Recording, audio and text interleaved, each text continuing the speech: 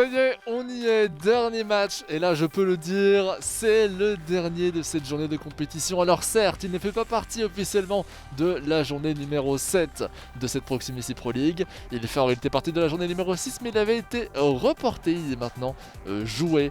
Malines contre Genk. Ouais, voilà, match avec deux joueurs de très très bon niveau qu'on attendait vraiment beaucoup plus haut dans ce classement. Absolument aussi. Ils ont vraiment du mal en ce début de compétition, donc je pense que la victoire pour les deux joueurs est très très importante.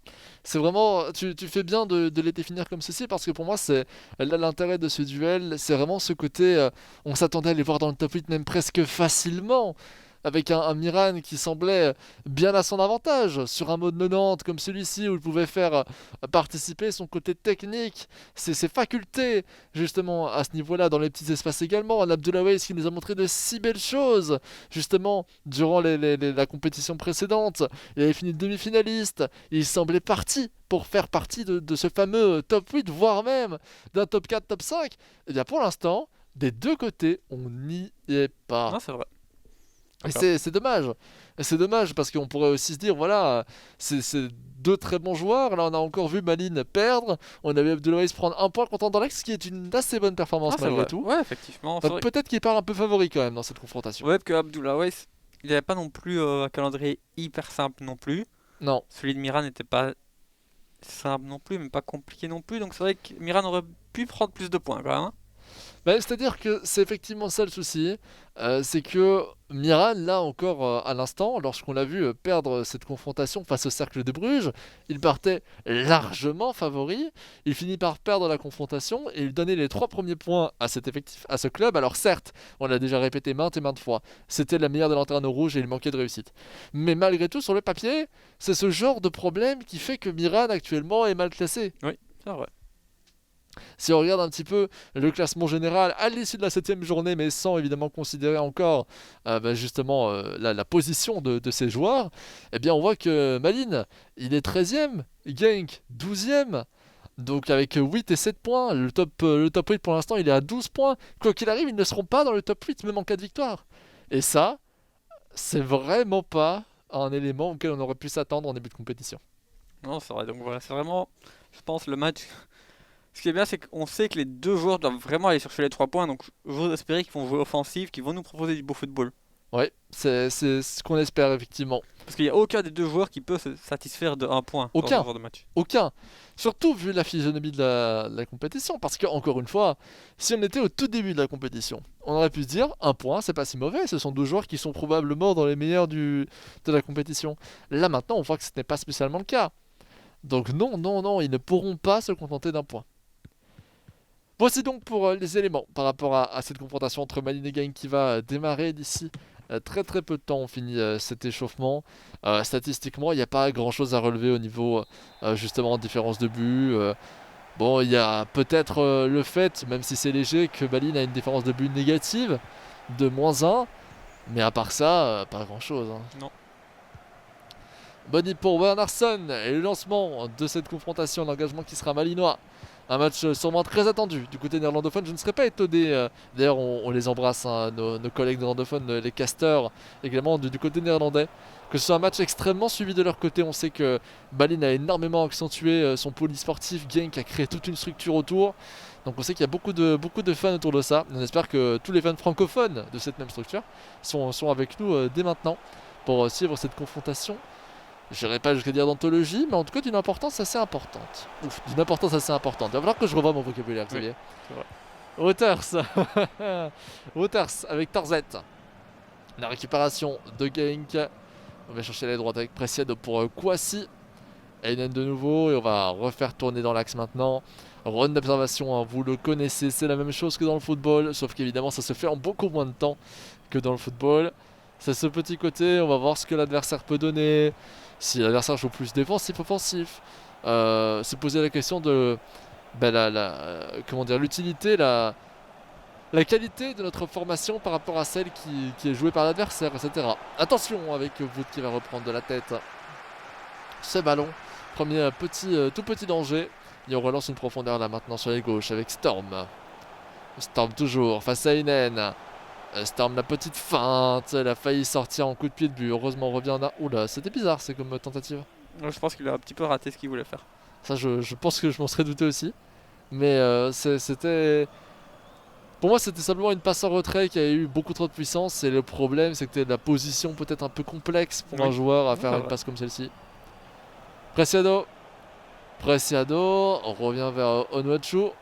Einen. À la fin de la Conqueta. On vient rechercher Ito maintenant. Pour Torsvet.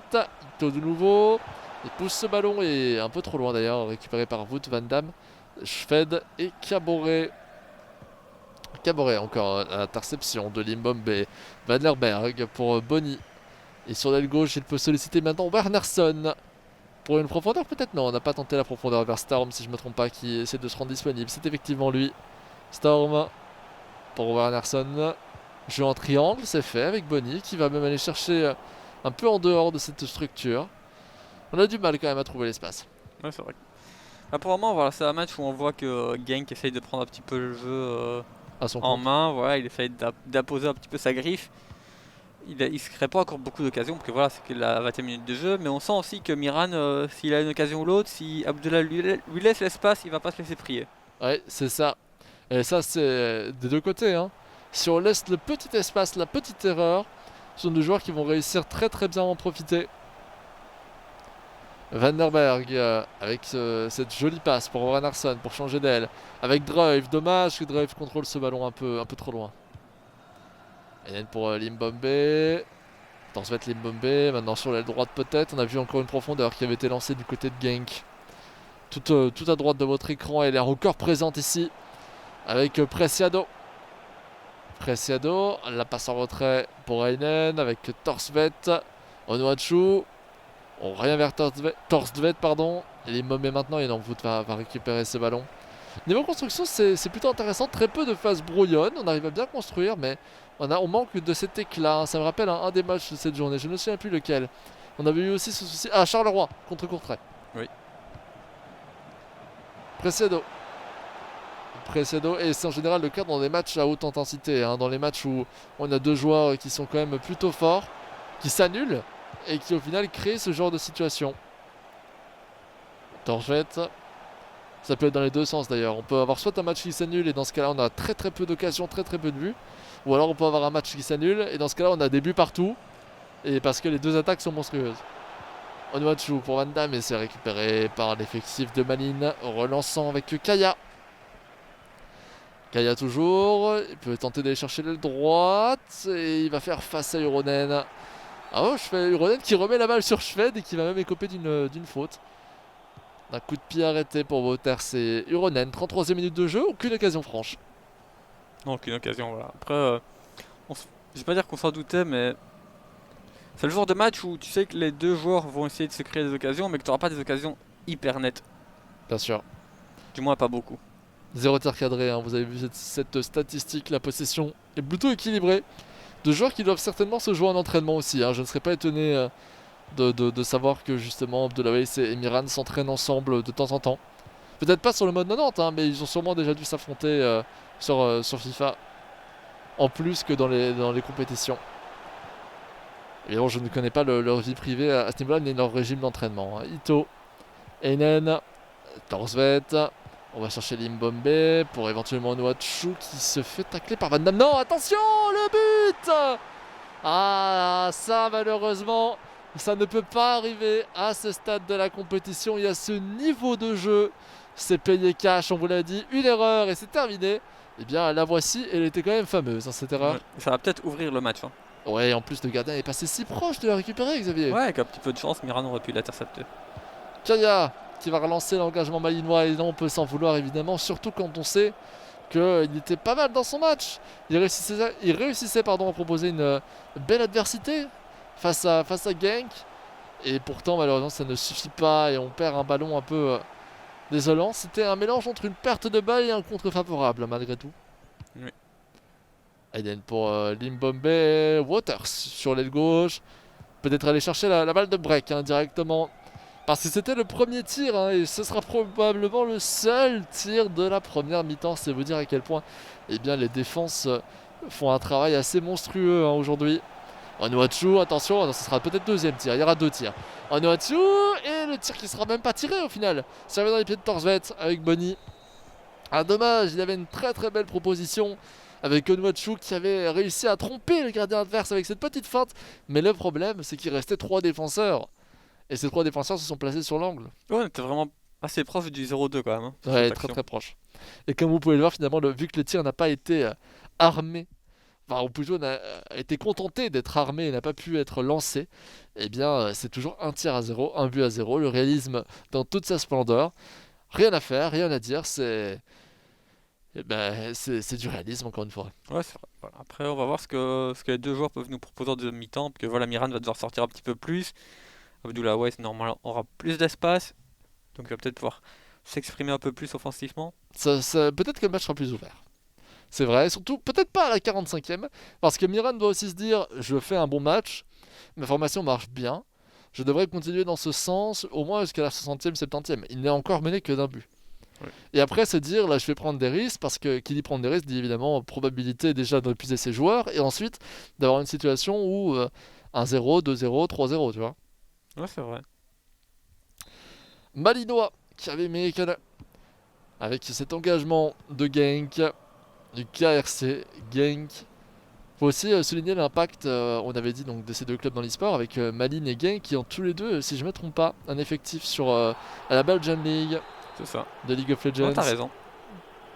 C'est important aussi de se dire qu'il y a des clubs de football en Belgique qui s'investissent justement dans d'autres jeux que FIFA. C'est parfois un peu compliqué. J'ai aussi entendu parler d'un événement sur le fait que peut-être que Genk allait recruter un roster CSGO. Je ne sais pas si c'est déjà fait au final. Bruges va le faire en tout cas. C'était Bruges et pas Genk. C'est le club de Bruges. C'est peut-être Bruges, oui, tout à fait.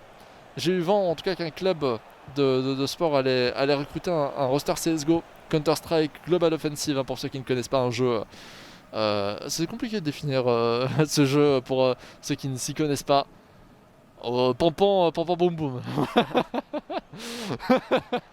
Un jeu de pampan boum boum. Bonny avec Schwed, Dreuf. On revient vers Van Damme. Mais effectivement, ça fait du bien de voir aussi une certaine implication de ces différentes équipes. Une véritable volonté de s'inscrire encore un peu plus loin que FIFA, bien qu'il soit en général évidemment très très impliqué dans la scène FIFA en priorité. Ça paraît cohérent, hein, Xavier. Ouais, c'est vrai que un club de foot sur un jeu de football, c'est vrai que c'est un peu cohérent comme tu l'as dit. C'est ça. Ça permet aussi de cibler un public plus jeune, d'atteindre justement un public peut-être différent des supporters habituels.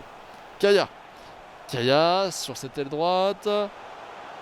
On revient peut-être encore en arrière parce qu'il n'y a aucune opportunité. Hein. Ça, c'est la problématique principale de Malines pour l'instant. Trouver l'espace. Il va peut-être y arriver avec Wanarsson. Wanarsson en retrait avec Storm. Kaya. Est-ce que c'est pas temps de tirer de loin une fois pour au moins aller débloquer cette statistique de tir? Parce que là, ça leur ferait probablement beaucoup de bien. Allez, Preciado. Preciado, bien chercher Einen. Einen pour Torsvet et à gauche, il y a peut-être de l'espace, c'est fait avec Uronen. Bien réalisé de la part de Genk, peut-être pour une balle de break. Face à Caboret. On revient en retrait finalement vers Wouters. Hein. On ne trouve pas d'espace des deux côtés, à part cette erreur franche proposée par Malines en première mi-temps. Même Genk n'arrive pas spécialement à créer des occasions franches. On a vu que Genk a dû revenir derrière pour continuer à faire tourner. C'est vraiment qu'il n'y avait pas d'opportunité pour lui. C'est ça. Attention, coup franc joué en combinaison peut-être. Avec Ito qui s'ouvre l'espace, qui lève ce ballon. Et c'était le geste de trop. Il finit par être arrêté par Storm. Mais s'il avait pu tirer, là par contre, ça aurait pu être extrêmement dangereux. Et puis ici, Malines qui va essayer de trouver une belle profondeur. Mais apparemment non, il attend. Voilà. Ah, et finalement il ne le fait pas et je confirme que c'est bien le club de Bruges qui a débarqué sur CSGO. Tu doutais de mes informations? Je ne doutais pas de tes informations, je vous comptais de les vérifier pour éviter de laisser le spectateur sur un doute. Allez, c'est bien quand même. Allez quoi. Wernersson pour Bonny. Et Kaya. Et Kaya toujours est récupéré par Kouassi Preciado. Et ça relance Munoz pour Botter. 67e minute de jeu, toujours un seul tir hein, si je me trompe pas. Ouais, ça ne change voilà, pas. un match pauvre en occasion tout de même. Allez, Caboret. Va chercher Kaya. Drake, et oui 1 but à 1, deuxième occasion, deuxième but. Oh là là, c'était étonnant, moi je ne m'attendais pas à cette profondeur. On finit par trouver le seul et unique espace depuis le début de cette confrontation. Et on parvient également à la mettre au Ouais. fond, 1 but à 1. Une action rondement menée du côté de Malines, hein. Ouais, tout à fait. Il faut également souligner la belle construction. Ce serait quand même fou d'avoir un match où il y a un tir cadré, un but des deux côtés et qu'il n'y ait que ça dans le match. C'est vrai. J'ai jamais vu ça, hein, personnellement. Après, voilà, 1-1, c'est un score. Bah, Malines, c'est bien parce qu'il arrive à revenir au score, mais c'est un score, qu'on le répète, hein, on l'a dit en avant-match, c'est vraiment qui n'arrange aucun des deux joueurs. Aucun. Aucun, tout à fait. Ils ne veulent pas d'un nul. Ils vont évidemment tout faire pour se relever et aller marquer ce petit but supplémentaire. Après, un point, c'est toujours mieux que zéro, hein, ça on peut se le dire, mais c'est beaucoup moins que 3. Ouais, si tu veux remonter au classement, Allez, bonne Gonda pour Ito, Torsvet et Ronen. Pour revenir sur notre débat précédent, hein, par rapport à ces équipes qui se mettent dans l'e-sport, on pense à Madine, on pense à Genk, ce serait bien de voir ça également dans les clubs francophones. Oui. On le voit plus rarement avec les équipes comme le Standard de Liège, comme Anderlecht. Anderlecht a eu un petit côté aussi autour de la Belgian League, hein, si je Oui, ne me c'est trompe vrai. pas. Mais c'est moins. Mais on peut considérer aussi plus comme un club bruxellois, Anderlecht, hein. Pas francophone, pas néerlandophone, enfin les deux en même temps, disons plutôt. C'est pas le cas pour le Standard, c'est pas le cas pour Moucron. Après, on a aussi évidemment beaucoup moins de clubs francophones que de clubs néerlandophones, justement en Belgique et notamment dans la Pro League. Puis pourquoi pas pour des clubs de DRB, voir des clubs comme l'Union Ouais. Mais je me Saint-Gilloise. demande si aussi il n'y a pas, il y a quelques années, si du côté de Charleroi, il n'y avait pas aussi une équipe sur un autre jeu que FIFA, Alors c'était il y a très longtemps, mais qui hein. n'a pas forcément voilà, eu beaucoup de succès. C'était il y a très très longtemps. Ils avaient une équipe sur LoL. Voilà, au début du Sporting de Charleroi e-sport, je pense. Ouais, absolument. Ils avaient une équipe sur League of Legends, mais ils se sont vite arrêtés, ils se sont concentrés uniquement sur FIFA ensuite. Elle n'avait malheureusement, effectivement, tu l'as dit, pas fonctionné, hein, cette équipe, mais il y avait une tentative. Charleroi qui était, avec le Standard, Anderlecht et Moucron, d'ailleurs, les 4 premiers clubs à avoir cru en l'e-sport il y a de cela fort longtemps, avant même que je commence à être commentateur. C'était il y a 4 ans, si je ne me trompe pas, lorsqu'ils ont commencé à développer tous ces éléments. Bon, c'était encore que le début, hein, malgré tout, mais ça a son importance aussi. Et maintenant, c'est plus du côté néerlandophone en réalité que le développement se remarque. Oui. Quand on voit par exemple, toujours pour rester sur cet événement-là, que la Belgian League, justement, eh bien, elle ne comporte que des clubs néerlandophones. Enfin, que des équipes, hein. Ça peut être aussi des structures à part entière hors des clubs de football. Non, c'est vrai. Enfin bref, ça c'est un débat tout à fait extérieur, mais c'était intéressant d'en parler lorsqu'on voit des équipes comme Malines et Genk.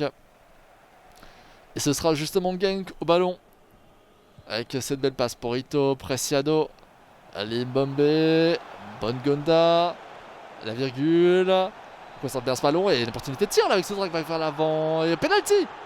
Penalty, mais décidément, après ce coup franc litigieux qu'on a vu il y a de cela 20 minutes de jeu, un penalty litigieux aussi, on peut le dire, mais ça arrive souvent des penalties comme celui-ci, hein. Je me demande où est le contact. Mais... Attention, attention, Limbombe face à Cook, on va tirer à gauche et c'est un poteau. Attention, c'est bon, on dégage du côté de Van der Berg. Oh, regardez, je sais pas si vous avez vu ces petits clignements des yeux du côté de Miran, qui d'un coup a commencé à croire de nouveau en l'humanité. Non, mais c'est vrai qu'au final, le penalty était vraiment litigieux, vraiment limite, donc c'est pas Oh. plus mal. Oh, attention. Oh, attention. Ah, vous les connaissez. Vous les connaissez. Ces moments où on rate un penalty, on met un poteau. Qu'est-ce qui arrive ensuite? L'équipe adverse remonte. L'équipe adverse a tendance à avoir une belle occasion. Immédiatement après, Covelier va chercher Mrapti. Non, voilà, il suffit que je le dise évidemment pour que l'inverse se passe. Toujours bien, 83e minute de jeu. Il est encore possible pour les deux équipes d'aller chercher la victoire. Et il reste vraiment très peu de temps. Je pense que voilà, ils vont avoir peut-être tous les deux une occasion, il va falloir la mettre au fond. Oh, quel contrôle de Bongonda qui tente d'aller prendre de vitesse voûte, mais c'est sans compter justement sur son tacle glissé, presque glissé, entre debout et glissé.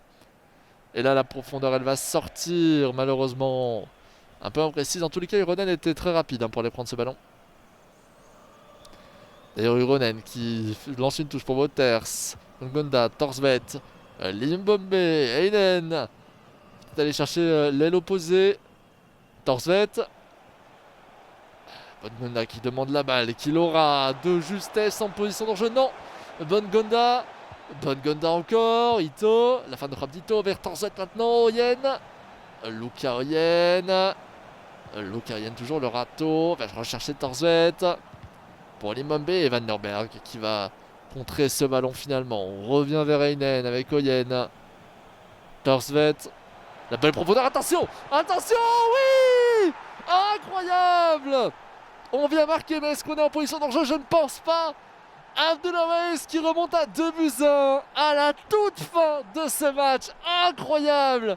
Absolument incroyable ce que nous propose le joueur de Genk. On revoit ce tir splendide, hein, Xavier. Ouais, voilà, premier poteau, c'est vrai qu'il a trouvé le petit côté. Bien joué pour lui. Ah là là, c'est bien vu à la toute fin de ce match. Et évidemment, toute la déception de Miran qui aurait pu également en prendre un au penalty. Hein. Ne l'oublions pas, il y a eu ce poteau pour Abdoulaye. Mais décidément, ce ne sera pas le jour de réussite de Miran. Hein. Non, Après avoir marqué 2 poteaux contre le cercle, il est capable d'un penalty qui finit sur un poteau certes, mais un penalty quand même. Ouais, alors qu'au vu du match, moi, un match nul, ça m'aurait pas choqué. Ça m'aurait pas choqué non plus. Honnêtement, ça me paraissait même le plus cohérent quand on analysait de manière générale ce match. Wow. Ben, je reste encore un peu sur mes émotions là, avec ce match qui s'est clôturé sur les chapeaux de roue, on peut le dire, avec un très très beau but d'Abdullah Weiss. Un petit dernier mot, même de manière générale sur cette journée de compétition. Je pense que c'était quand même une journée assez sympathique. On a vu quelques petites surprises, justement, la défaite du Standard, la victoire du Cercle de Bruges, bien sûr. Le club de Bruges qui se fait un petit peu peur, même si après il est bien revenu. Donc voilà, de manière générale, c'était une journée assez sympathique avec des résultats bien et d'autres un peu plus surprenants. Oui, c'est ça. Il y a eu des résultats surprenants, d'autres beaucoup moins, évidemment. Hein. Je pense encore à la victoire de 0, 7-0, la victoire face aux Lanternes Rouges. Mais comme tu l'as dit, même si on a une majorité de scores un peu plus évidents ou alors de scores serrés parce qu'on s'attendait à un match équilibré, il y a eu des événements comme le Cercle de Bruges qui parvient à sortir de son statut. C'est fait. Maintenant, il n'est plus dans ce quatuor de Lanternes Rouges. On appellera maintenant le trio de Lanternes Rouges. Dans ce classement général que vous revoyez de manière générale, maintenant il est complet, il est terminé, il est fini. On peut officiellement dire qu'à l'issue de la 7ème journée de compétition, eh bien il ne bougera plus.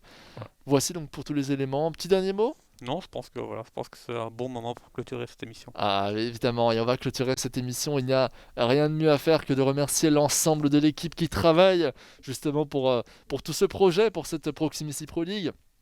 Que ce soit du côté d'Eleven Sport, de Mediapro et de Proximus, tout le monde, tous ceux qui travaillent dans l'ombre, dans la régie, j'aurais jamais l'occasion autant de le dire, mais merci pour ce travail fourni. Tant qu'on est dans les remerciements, évidemment, Tadam, Xavier Izzy, analyste de génie, évidemment, merci de suivre ces matchs avec c'était moi. un plaisir. Ah, ça me fait plaisir également que tu le dises. Et puis merci à vous. Merci cher public de nous suivre de manière aussi assidue, aussi bien à la télévision que devant votre ordinateur, que sur YouTube, peu importe l'endroit où vous nous suivez. Merci de le faire et c'est très très important pour que cette compétition continue de vivre grâce à vous au final et grâce aussi à votre audience. Voilà, et bien merci à tous de nous avoir suivis, restez bien aux aguets, attention à cette chose qui s'appelle le coronavirus et surtout prenez très très bien soin de vous. Merci et ciao ciao.